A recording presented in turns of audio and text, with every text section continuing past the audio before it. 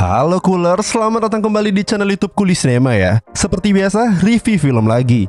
Kali ini Bima mau nge-review sebuah serial yang lagi viral banget ya sekarang ya. Serial ini berjudul Squid Game atau permainan cumi-cumi lah kalau di bahasa Indonesiain. Nah, kira-kira ada 9 episode ya untuk season pertamanya. Film ini sangat mirip banget sama film Escape Room yang Mimin review kemarin. Kalau kalian belum menonton film Escape Room yang Mimin review, kalian bisa cek videonya di pojok kanan atas ini ya. So, biar nggak lama lagi, episode pertama season 1 Squid Game, lampu merah, lampu hijau. Kita mulai.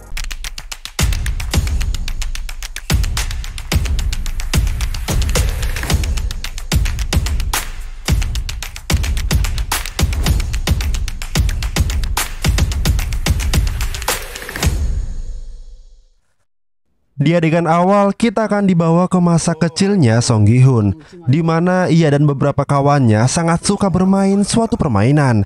Kalau di sana permainan itu dinamakan cumi-cumi. Kalau di Indonesia biasanya disebut gobak sodor. Permainan itu dinamakan cumi-cumi karena arenanya yang seperti cumi-cumi. Untuk aturannya cukup sederhana. Anak yang bermain dibagi menjadi dua regu. Ada penyerang dan ada penjaga. Begitu permainan dimulai, penjaga boleh bergerak dengan dua kaki di dalam garis. Sementara penyerang hanya boleh melompat dengan satu kaki di luar garis. Nah, kalau kesusahan melewati si penjaga, penyerang bisa memotong jalan melalui pinggang cumi-cuminya. Untuk bisa menang, para penyerang harus menginjak bidang kecil di atas kepala si cumi-cumi. Tapi kalau sampai si penyerang menginjak garis pembatas atau sampai keluar, ya penyerang akan kalah. Kita balik lagi ke masa sekarang, di mana Song Gi-hun sudah besar atau bisa dibilang udah tua, tapi masih tinggal sama orang tuanya. Bukan karena dia sayang sih sebenarnya, tapi memang kondisi ekonominya yang membuatnya masih bersama ibunya. Hari ini adalah hari putri Song Gi-hun yang bernama Gayung berulang tahun. Sebagai nenek yang baik, ia menyuruh Song Gi-hun untuk mengajak cucunya makan ayam goreng di restoran.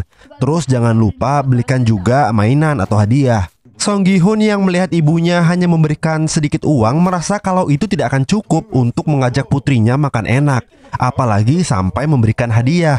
Dengan nada membentak, ia meminta uang lebih sama ibunya. Tapi ya namanya orang tua pasti nggak mau lihat anaknya menderita. Setelah sang ibu pergi bekerja, Song Gi-hun ini malah mencuri kartu ATM ibunya. Ia dan kawannya lantas pergi menuju ATM untuk menarik sejumlah uang. Kodenya sempat diganti oleh sang ibu, tapi Song Gi-hun mampu menebak kode tersebut. Kodenya adalah tanggal ulang tahun cucunya, yaitu hari ini. Ternyata Song Gi-hun akan berjudi dengan uang itu. Awalnya ia mengalami kekalahan. Kuda yang ia pilih tidak bisa mendapatkan posisi pertama. Namun ia kembali memasang taruhan. Tapi kali ini ia memasang angka 6 dan 8. Tanggal kelahiran anaknya, tanggal 8 bulan Juni. Memang ya, anak itu adalah rejeki buat orang tuanya. Lagi dan lagi nih, Song Gi-hun diselamatkan dengan angka keberuntungan itu. Ia mendapatkan hadiah sebesar 4.560 won. Kalau dirupiahin dengan kurs rupiah itu sekitar 54 jutaan. Tak lupa ia memberikan sedikit uangnya untuk si kasir. Di luar, Song Gi-hun dengan sombong menelpon anaknya dan menyuruh anaknya untuk memesan apapun yang ia inginkan. Tapi kesombongannya tidak bertahan lama. Ia malah didatangi oleh para rentenir yang menagih hutang.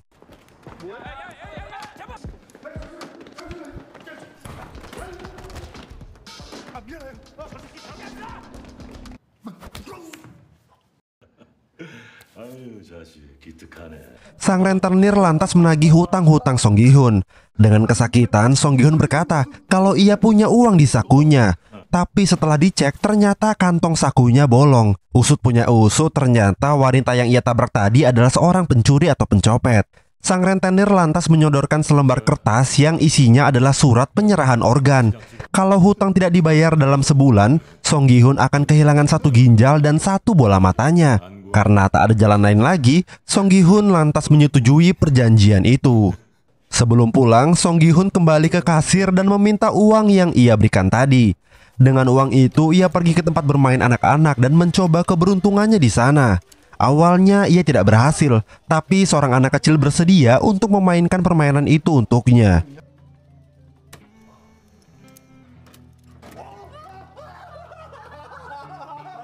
Singkat cerita, Song Gi Hun dan putrinya sudah bersama untuk merayakan ulang tahun.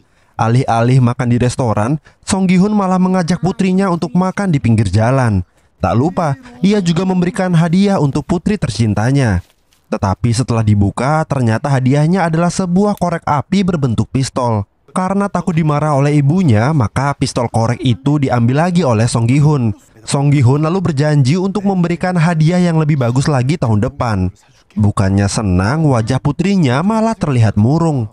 Singkat cerita, mereka telah pulang dan disambut dengan emosi oleh mantan istri Song Gi Hun karena mereka pulangnya terlambat 10 menit. Ketika mau pulang, Song Gi Hun malah tertinggal kereta. Jadi ia harus menunggu sampai kereta berikutnya datang. Tiba-tiba datang Babang Tampan yang langsung menawarkan sebuah permainan. Song Gi Hun sempat menolak tawaran itu, tetapi karena melihat hadiah yang banyak dan permainan itu cukup mudah dimainkan, Song Gi Hun akhirnya bermain juga. Aturannya simpel, pilih mau warna merah atau biru. Terus dibanting ke lantai sampai kertas milik lawan itu terbalik. Kalau berhasil maka ia akan dapat hadiah 100.000 won. Tapi kalau kalah ya Song Gi Hun yang harus bayar. Percobaan pertama Song Gi Hun gagal.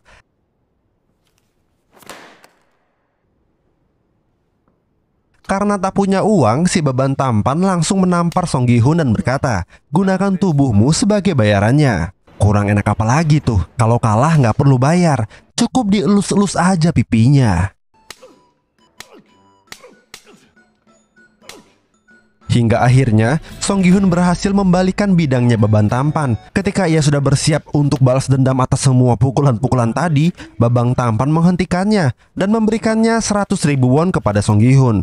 Song Gi Hun akhirnya tersadar kalau uanglah yang ia butuhkan sekarang. Si Babang Tampan lalu menawarkan Song Gi Hun untuk bermain lagi dan mendapatkan banyak uang. Tapi Song Gi Hun menolaknya dengan alasan kalau ia bukanlah orang yang naif dan rakus. Tapi tiba-tiba Babang Tampan berdiri dan mulai membongkar siapa Song Gi Hun yang sebenarnya. Babang Tampan ini bahkan tahu nama lengkap Song Gi Hun. Tak hanya itu, ia juga mengetahui setiap permasalahan yang terjadi di kehidupannya. Song Gi Hun yang kaget sontak bangun dan bertanya, siapa pria ini sebenarnya? Tapi Babang Tampan tidak menjawab dan malah memberikan sebuah kartu nama. Sebelum pergi ia berkata, sisa slot kami tak banyak, hubungi aku. Sebelum pulang, Song Gi Hun mampir ke salah satu toko ikan. Ia memiliki seorang kawan kecil yang sekarang bekerja di Amerika, sementara ibunya yang menjaga toko ikan itu.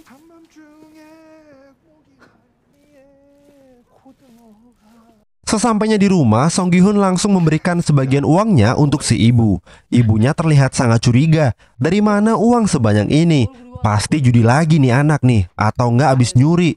Song Gi Hun seketika mengelak tuduhan ibunya. Si ibu lalu bertanya, apakah anakmu telah memberitahukan kalau tahun depan ia akan pergi ke Amerika? Seketika Song Gi Hun terdiam. Pantesan tadi anaknya terlihat sedih. Si ibu lalu memaksa Song Gi Hun untuk mengambil hak asuh atas putrinya. Dengan sedih, Song Gi Hun berkata kalau itu tidak mungkin dilakukan karena ia dan istrinya sudah sepakat mengenai hak asuh anak. Si ibu lalu berkata, jika si ayah bisa membuktikan kemampuannya untuk membiayai anak, maka dia bisa mendapatkan hak asuhnya kembali. Kau harus mendapatkannya kembali. Jika ia pergi, kau akan menjadi orang asing untuknya. Apa kau bisa hidup tanpa bertemu dengan putrimu? Mendengar perkataan ibunya, Song Gi Hun semakin pusing. Kerjaan gak ada, duit gak ada, anak bentar lagi pergi. Nah, saking gelisahnya ia sampai tak bisa tidur. Hingga tiba-tiba ia melihat kartu nama si Babang Tampan dan mencoba untuk menelponnya. Akhirnya, Song Gi Hun membulatkan tekad dan ikut dalam permainan itu. Singkat cerita, ia telah menunggu di tempat yang sudah ditentukan. Hingga akhirnya datang seorang dan langsung menyuruhnya masuk. Song Gi Hun terlihat terkejut melihat ada beberapa orang yang sudah tertidur. Mungkin kecapean. Ternyata mereka semua tidak tertidur. Mereka pingsan.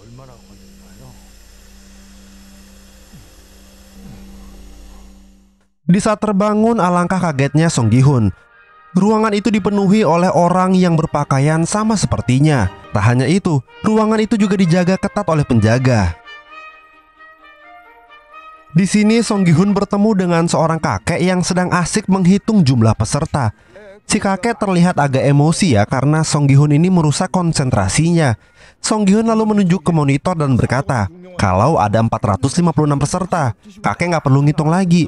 Nah, ternyata si kakek ini adalah peserta pertama, sedangkan ia adalah peserta yang terakhir. Si Si kakek sedari tadi menghitung itu karena ia melatih konsentrasi. Ternyata si kakek mengidap penyakit kanker otak, jadi rawan terkena demensia atau pikun. Sedang asiknya ngobrol, tiba-tiba terdengar keributan. Ternyata ada seorang pria bertato yang lebih mirip gangster sedang menghajar seorang wanita berkebangsaan Korea Utara. Ternyata mereka berdua adalah bos dan anak buah. Si pria gangster ini sudah menyediakan rumah, makanan, dan mengajarkan cara untuk nyopet. Tapi si wanita malah mengkhianatinya karena si gangster itu mengambil semua uang si cewek ini. Tiba-tiba Song Gi-hun datang dan mendorong si gangster. Ia lantas memeriksa bekas luka si cewek untuk memastikan sesuatu. Ternyata benar, si cewek ini adalah pencopet yang sudah mengambil uangnya tempo hari. Tapi tiba-tiba si gangster bangun dan hendak menghajar Song Gi-hun. Song Gi-hun lantas berteriak meminta pertolongan, tapi tak ada satupun yang membantu.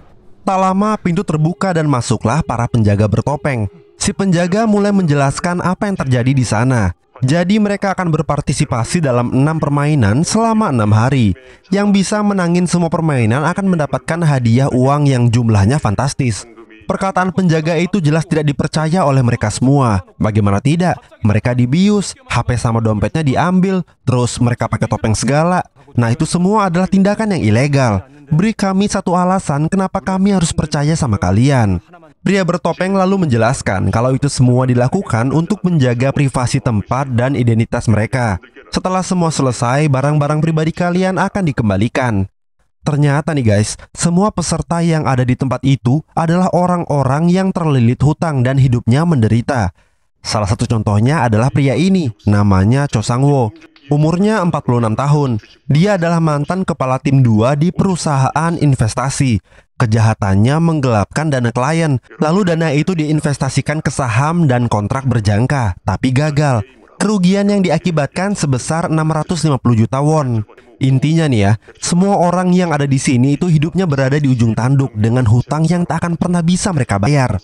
Si penjaga lalu memberikan sebuah tawaran. Kalian boleh kembali ke kehidupan lama kalian dan dikejar-kejar lagi sama rentenir. Atau kalian terima kesempatan yang kami tawarkan. Uang akan terkumpul di atas sana setelah permainan selesai. Setelah itu mereka semua berbaris untuk tanda tangan formulir persetujuan pemain. Di kertas itu ada 3 pasal. Pasal pertama, pemain tak diperbolehkan berhenti bermain. Pasal kedua, pemain yang menolak bermain akan dieliminasi. Pasal ketiga, permainan dapat dihentikan jika mayoritas pemain setuju. Setelah itu mereka semua pergi menuju tempat permainan yang pertama. Tak lupa, foto identitas dulu.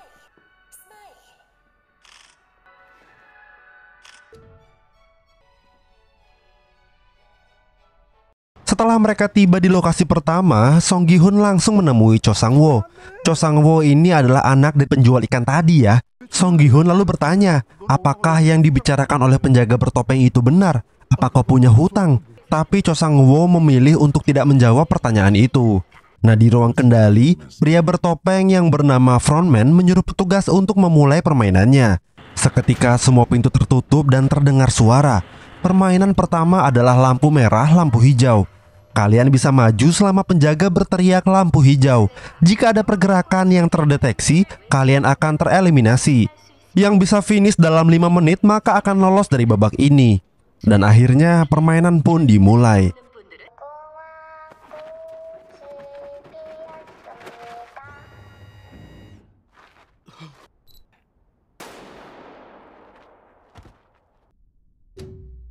Mereka semua terlihat bingung, suara apa itu tadi? Setelah itu, kepala boneka kembali berputar dan para pemain mulai berjalan lagi. Nah, dengan polosnya ya, si abang-abang ini sempat bercanda, berhenti pura-pura, ayo bangun. Tapi tiba-tiba, melihat pria itu sekarat, sontak membuat si cowok berlari. Tapi pergerakannya itu terdeteksi dan akhirnya ia tereliminasi.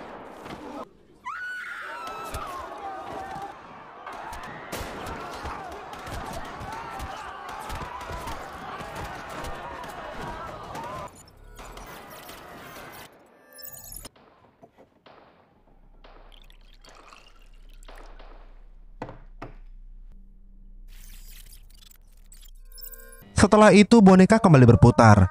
Hanya satu orang yang semangat memainkan permainan ini.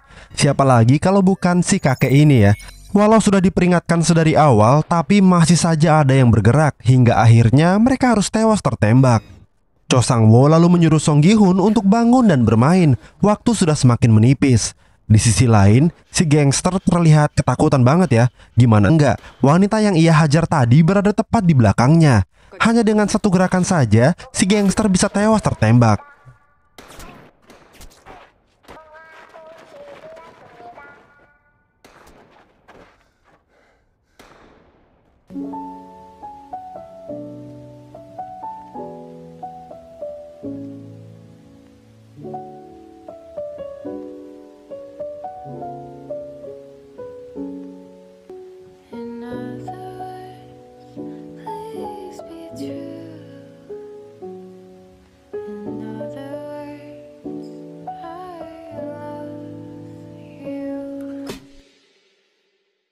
Satu persatu dari mereka mulai memasuki garis finish, termasuk si kakek ya.